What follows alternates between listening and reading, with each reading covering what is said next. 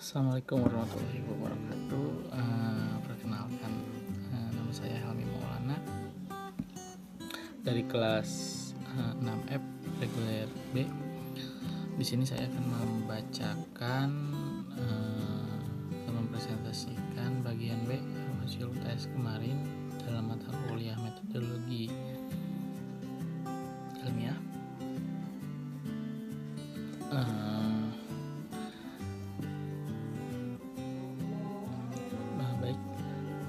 Yang soal pertama itu di sini pertanyaannya bagaimana keterkaitan antara ilmu pengetahuan dan metode penelitian, serta prinsip apa yang membedakan antara metode dan metodologi.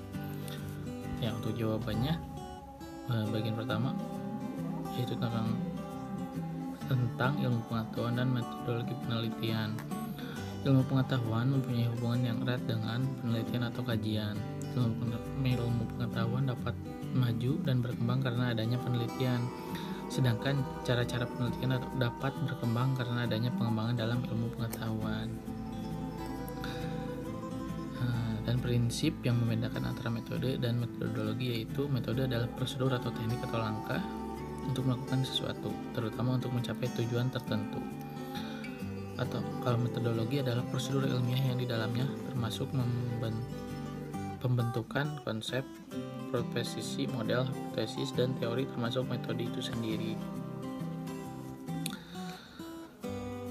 Yang kedua itu jelaskan apa yang melatar belakangi manusia melakukan suatu penelitian dan paparkan pandangan saudara terhadap konsep pendekatan ilmiah dan pendekatan non ilmiah. Jawabannya yaitu sebab-sebab orang melakukan penelitian adalah untuk memenuhi rasa ingin tahu terhadap sebuah gejala atau peristiwa, juga untuk memecahkan masalah secara ilmiah dan dapat diterima dengan logika kemanusiaan. Pendekatan ilmiah adalah pendekatan yang dapat membantu mahasiswa dalam berpikir kritis, sekaligus aktif dalam memecahkan suatu masalah, sedangkan pendekatan ilmiah adalah pernyataan masalah yang kabur atau abstrak. Masalah tidak selalu dapat diukur secara akurat dan dapat disebabkan oleh faktor supernatural dan ideologis. Tidak ada jawaban yang bisa diperoleh dari pengamatan data di lapangan. Nomor 3 yaitu jelaskan secara sistematis apa itu ilmu pengetahuan dan jelaskan pula ciri-ciri ilmu pengetahuan.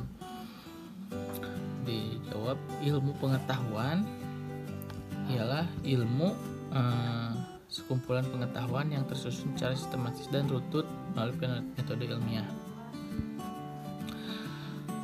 Metode ilmiah atau disebut juga metode penelitian adalah prosedur atau langkah-langkah sistematis dalam mendapatkan pengetahuan.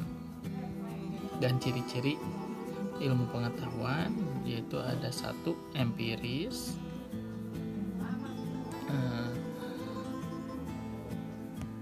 Empiris di sini bisa dikatakan ciri ilmu diperoleh lewat proses pengamatan, penelitian, dan percobaan terlebih dahulu. Dan untuk radikal, maksud dari radikal adalah bukanlah kebebasan tanpa aturan, tetapi lebih fokus upaya untuk menguraikan sampai ke akar persoalan.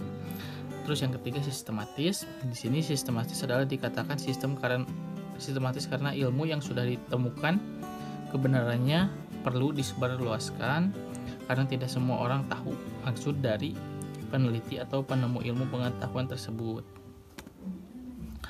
Terus yang keempat, objektif. Sifat ilmu pengetahuan objektif di sini harus maksud itu tidak memihak. Ada manfaat dari sifat objektif yaitu menghilangkan prasangka dan penilaian negatif orang lain. Terus yang kelima, analitis. Di sini analitis adalah ciri yang pasti. Tentu saja ilmu tersebut dibuat secara analitis.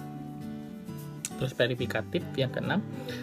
Di sini maksudnya adalah ilmu pengetahuan harus sudah melalui pengujian berkali-kali, pengujian ini sebab bentuk pertanggungjawaban dan mencari jawaban yang sempurna. Terus logis. Di sini adalah logis, pengertian ilmu pengetahuan secara logis diperoleh melalui metodologi penelitian dan disusun secara logis. Tujuannya untuk meliputi keseluruhan solusi dan pesan. Yang kedelapan adalah bersifat ilmiah.